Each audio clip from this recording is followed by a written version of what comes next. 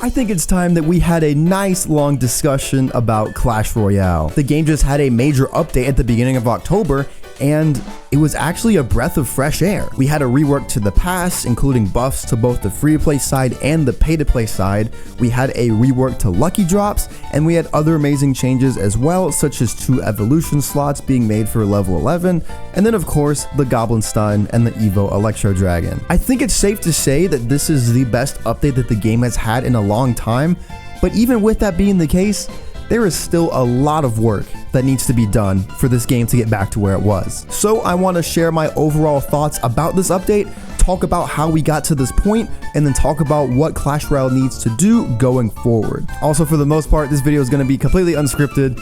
I just want to share my raw thoughts and emotions. So yeah, smash like. All right, so I guess first of all, how do we get to this point? How do we get to the point where this pretty minimal update was the best update the game has seen in a long time? So I'm sure most of you know at this point, 2023 was a pretty trash year for the game. I don't think I need to talk about it too much. You know, there was the first Pass Royale rework, there was the Evolutions and level 15 update, and then we had Tower Troops added at the end of the year as well. So pretty terrible.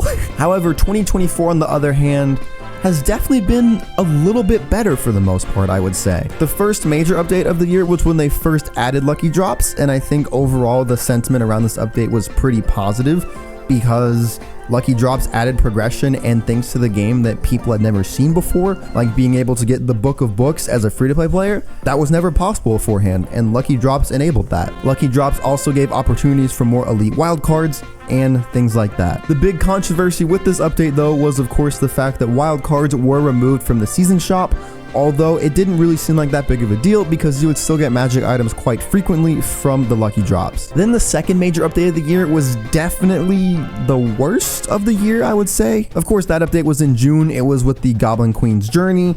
It was fun for maybe like a couple weeks, but overall, I would say the Goblin Queen's Journey was kind of a flop. I felt like it was just way too gimmicky, and it really didn't provide that much value apart from if you wanted goblin cards from the chests and stuff like that. Then of course we had the most recent update, which came at the beginning of October, which I talked about earlier.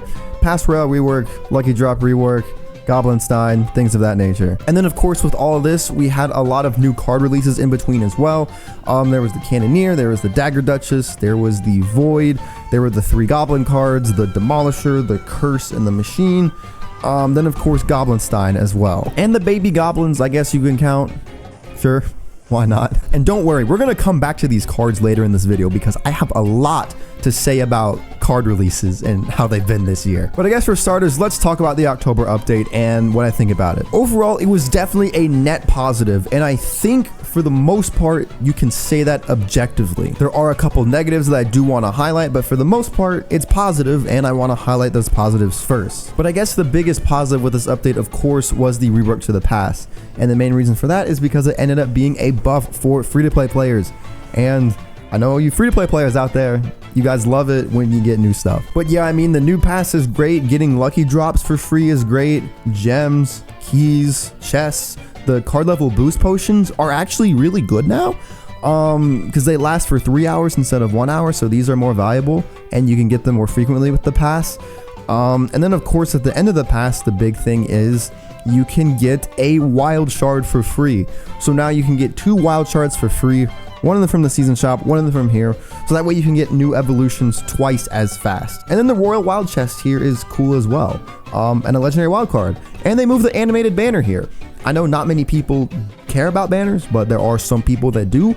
So to be able to get that animated banner for free, I know there definitely are some people that are happy about that. So yeah, this is overall definitely the biggest positive, and to be able to get lucky drops after the pass as well, that just adds on to it as well. However, now I want to talk about these lucky drops because they have been controversial because yes, the lucky drops are worse than they were before.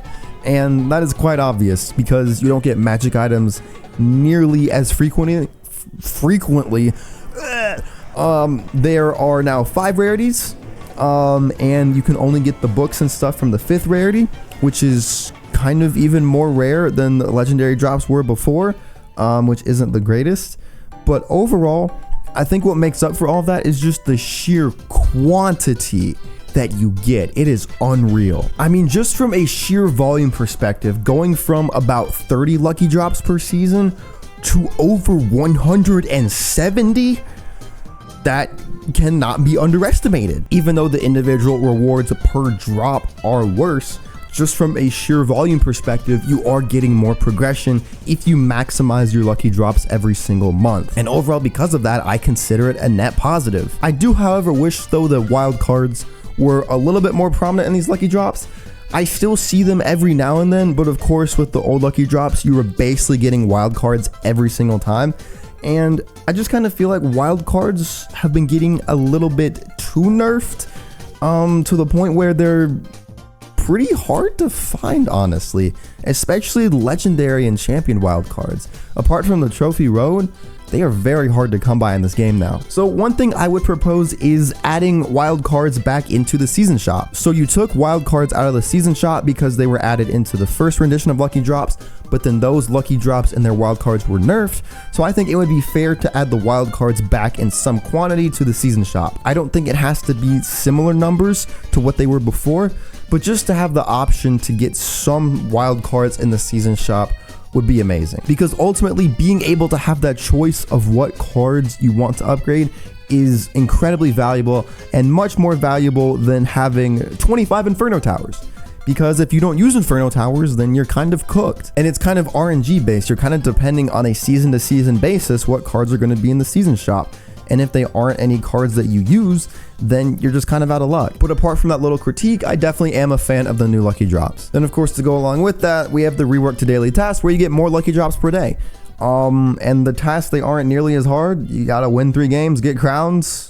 That's not that hard. If you can't do that, then that is a skill issue. I hate to break it to you. Some other things that were great, being able to have 2 evolution slots and not be king level 15 is massive. This was a massive handicap to a lot of people in the game beforehand, and now it makes more evolutions more accessible to use in game to more people. And yeah, those are really the biggest things with this update that I wanted to highlight. So yeah, honestly, now that I'm thinking about it out loud, all the big stuff with the update, it wasn't really that big of an update, like genuinely. I intentionally didn't talk about Goblinstein because I want to talk about all of the cards released this year later on, but that was an additional thing, of course, the new Evo as well. Not that big of an update, but even though it wasn't that big, it was very impactful. You know, this is the first update in a long time for the game where the general sentiment has been a majority positive. I mean, genuinely, if you checked a lot of Clash Royale socials and stuff, people were embracing that positive sentiment, and a lot of people were even saying they were going to come back to the game because this update was actually good. And as a content creator, that made me incredibly happy to see. But overall, I rate this update a 9 out of 10, and I genuinely think it is the best update that the game has seen since March of 2022. And you know what that update was? It was another update that added lots of avenues for free-to-play progression. That was the update where Masteries came out. But anyway, we talked about that update. We've talked about how I've gotten to this point. So now I want to talk about still a lot of the major glaring flaws with Clash Royale and what needs to happen going forward. So the first place that I want to start is we gotta talk about balance, man. I just feel like the balancing of the game is just not at all where it needs to be, especially with the increase of new cards that we've gotten throughout the year. Pretty much all the new cards / tower troops that we've gotten throughout the year have been broken in either a good or a bad way. Let me go through all of them and prove that to you. So the Cannoneer was technically the first card released during the year, as it was released during January 1st, and it was terrible. Absolutely terrible. The next card we had released was the Dagger Duchess. Yes, another tower troop. Incredibly strong. Then after that, we had the Void. What can I say? Incredibly strong. Then after the Void, we had 3 new cards, the Goblin Demolisher, the Goblin Curse, and the Goblin Machine. All 3 of which incredibly strong. The Machine and the Curse had to be emergency nerfed within like 48 hours because they were like 2 of the best cards in the game's history. Then of course, more recently, Goblinstein. Yeah, Goblinstein is incredibly cracked. He's already been nerfed once, but he's still ridiculous. Oh my gosh. Another new card that we got that I forgot to mention was the Suspicious Bush. And that just shows how bad it is because I completely forgot that it even existed. And keep in mind, this is only talking about new cards. I haven't even discussed evolutions. Some of the evolutions we've gotten this year. have been absolutely insane. So let's look at Evos for this year and just see how insane they were. Evo Bomber was completely insane. Evo Tesla was completely insane. Evo Zap was completely insane. Evo Battle Ram was completely insane. Evolved Wizard, completely insane. Evolved Goblin Barrel, not so much. Evolved Goblin Giant, actually kind of balanced. Evolved Goblin Drill, absolutely insane. Evolved Goblin Cage, meh. What else do we have? Evolved P.E.K.K.A. What the heck was Evolved P.E.K.K.A? Evolved Mega Knight. What the heck is Evolved Mega Knight, dude? Evolved Electro Dragon. It had to be emergency nerf before it was released, dude. Like, oh my gosh. What has been going on? So ultimately, the balancing of these cards definitely needs to be better. But honestly, it's kind of an interesting discussion. And it's a little more nuanced than you may think. And here's why. So here's the deal, and here's how things kind of work. When a new card is released or when a new evolution is released and it is stronger than usual, it normally has more interest than usual. Looking at something like Evolved Mega Knight, just because of the sheer absurdity of it and how it functioned and how strong it is, it was bound to get more attention than something like the Evolved Goblin Giant, which is still an okay evolution, but it doesn't have that absurd factor to it. So like when an evolution isn't incredibly absurd and incredibly broken, it doesn't get that attention. We don't get as many views on our videos. Not as many people are gonna buy the pass to get the evolution, and it ultimately just results in kind of a lackluster season because that evolution isn't memorable. Now, I don't believe that Clash Royale intentionally makes evolutions strong for that reason, but if they did, then it does make sense from a business perspective. Your game is going to get more attention. People are going to spend more money if an evolution or a card is better and more absurd and more fun to play. Like I said, I don't think that's something they do intentionally. I do think for the most part, they have the player's best interest in mind and they don't want a totally unhealthy meta. But also, if they did do that, like I said, then I think it would make sense as well. Let me know what you all think in the comments down below. I'm interested to hear your thoughts. All right, so that's talking about balance. Now, I think we have to revisit another topic, a very painful topic for me to talk about because it has been a thorn in my side for the past year and a half. Dude, we still gotta talk about the sheer existence of level 15 and how it just pisses me off so much. Have improvements to level 15 been made? Yes.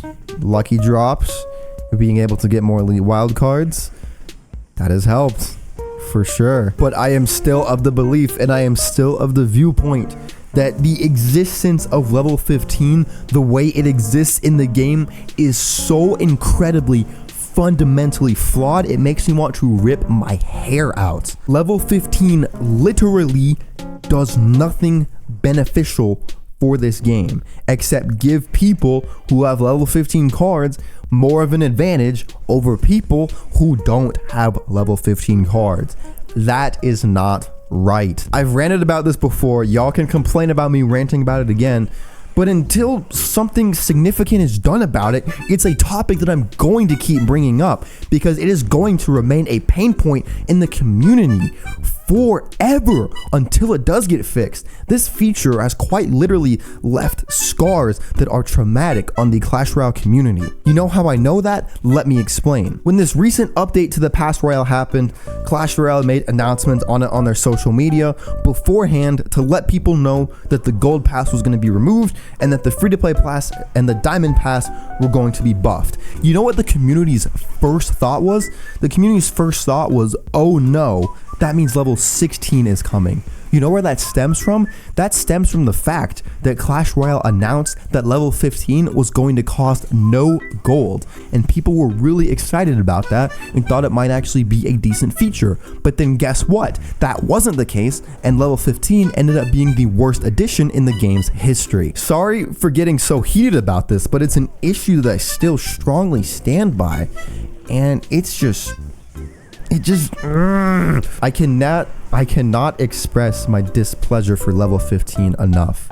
Like I said, improvements have been made to a certain extent, but until something else is done to it that makes it actually worthwhile besides card levels, I mean, I can't justify its existence at all. One thing I've always kind of thought of in the back of my head that I think could be cool is to somehow tie in level 15 with some sort of cosmetic something, you know? So that way it isn't purely just level based, and that it actually kind of benefits more than just levels, and it actually means something, you know? Star levels are a feature in this game that have been neglected pretty much ever since they've been released. So if level 15 were to somehow be intertwined with star levels and to somehow give level 15 cards some sort of cosmetic buff or something like that, then I think that could be really interesting. It doesn't just have to be a skin for that card. Maybe it's like unique voice lines or something like that. And then going back to the progression side of things,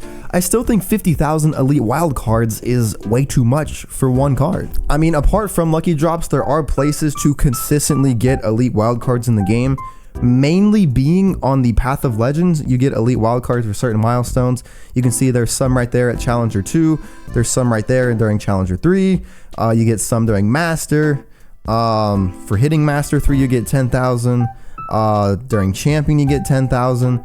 But I mean, most people in the community are not going to hit these milestones. 99% of the Clash Royale community is not going to get 15,000 elite wild cards during Royal Champion, because most people can't get to Royal Champion because of roadblocks like card levels.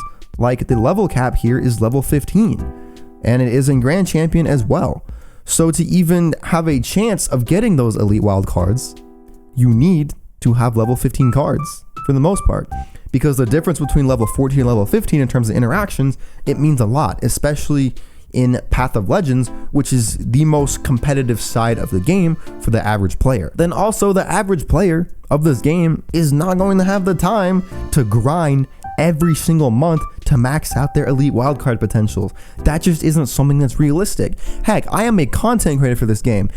This is what I do for work, and I don't have the time on a month-to-month basis to do this. I'm also a college student, but that's besides the point. I don't have the time to do that, and most people don't. So I definitely think there needs to be more ways for casuals to get elite wildcards in the game. And there is one avenue that is absolutely perfect for that, and it is right here: card masteries. Instead of hitting level 7 mastery for my Mega Knight and getting 100 banner tokens, why can that not be 10,000 elite wild cards?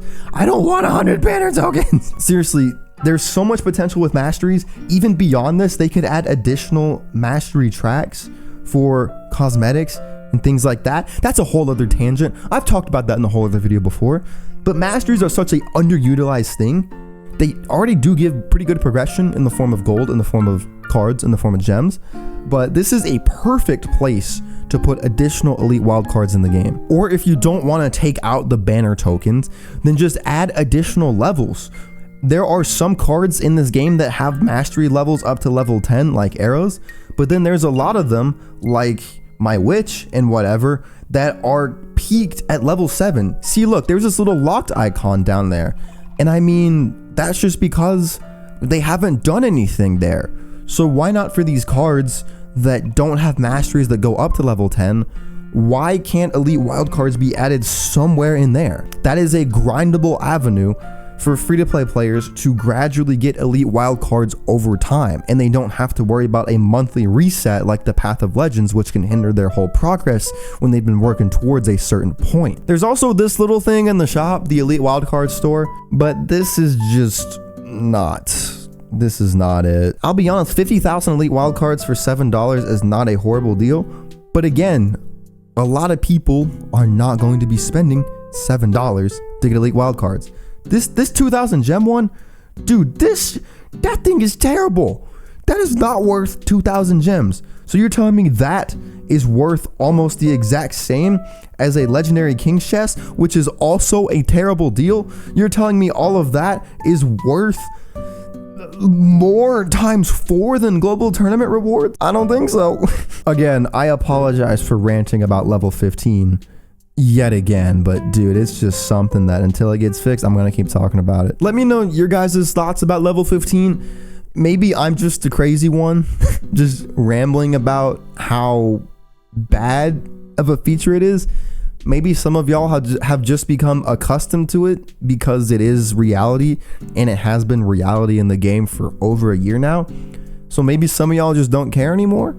But for me personally, like, this is something that I really do care about, and it's something that I will forever care about until it does get changed in a significant way. Anyway, I've said my piece. Let's move on. I want to talk about Clan Wars. I want Clan Wars removed from Clash Royale. It clearly is a concept for this game that just doesn't work. You tried it one time with Clan Wars 1. It was whatever. Honestly, wasn't horrible, but it did get kind of stale really quick. And then you added this abomination in 2020. And it has gone through multiple iterations, multiple cleanup updates in order to make it better. And it's gotten to a point where it is adequate, and that is being generous. Dude, this is like the biggest chore ever. Like, I'm on my free-to-play account right now, and for a free-to-play player, I do recommend doing Clan Wars because it can give you a lot of extra gold, and the war chest you get on a weekly basis is just extra progression, which is nice. But dude, even as a free-to-play player, I haven't done Clan Wars in like 2 months just because it just feels like such a chore. The only thing I like about Clan Wars is the Coliseum arena, because it is my favorite looking arena in the entire game. Instead of Clan Wars, I want something similar to something that used to be in the game, which was called the Clan Chest. This was something that was in the game a long time ago. I think it was like 2017, so it's been out of the game for ages at this point. But basically, this was a pre-Clan Wars clan feature where basically you would just play battles, get crowns and things like that, and that would accumulate for this chest.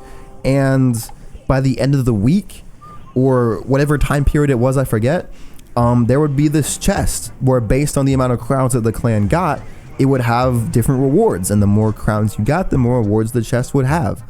And those crowns could just be done through like normal battles and things like that. And I thought it was a great feature because I thought it was good for casuals. You know, just for playing the game, just for playing 3 or 4 games a day, you are still contributing on a week-to-week basis for this chest that benefits everyone.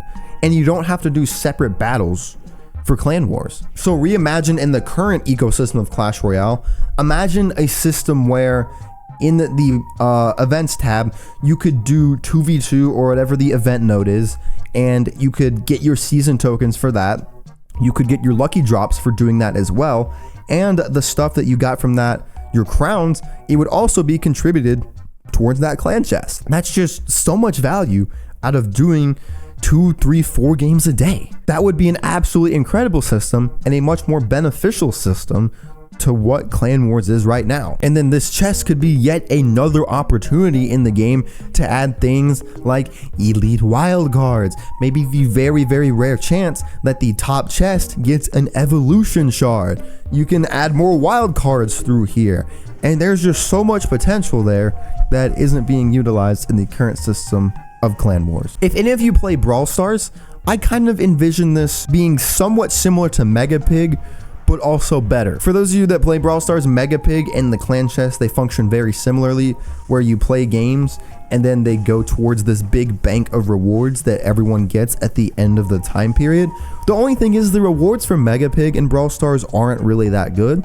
I envision these rewards for this clan chest being a lot better and a lot more beneficial rather than just star drops and things like that. Although this clan chest could include lucky drops. That could be cool. So anyway, I think I have proven myself to be clinically insane by how much I have yelled at a camera about a mobile game, but I do it out of pure passion and pure love. Like, dog, I don't think I'll understand. Like, I love Clash Royale with every fiber of my being. I've been playing the game since I was 13. I am now 21. I'm Unk status now. Yes, I know. And I wouldn't make content about the game unless I cared about it, right? So this all comes from a place of love, and it's just me wanting to see more improvement from the game as a whole, because this game still has massive potential, even 8, almost 9 years later after its release. And I just want to see it succeed. That's just straight up all I want to see. So if you did enjoy this video, please leave a like. I would really appreciate it. If you're new here, and you like listening to a dude yell about mobile games, please subscribe. I'd really appreciate it. I don't know if I've thanked y'all formally in a video for 100,000, but thank you so much for 100,000. I know I've thanked y'all in a community post and on stream, but I don't know if I've done it in a video yet. But thank you all for 100,000 subscribers. Watch this video right here because I'm sure you will enjoy it. If you like watching me yell here, you'll enjoy watching me yell in this video right here. But that's it for me, and I'll see you all in the next one. Peace out.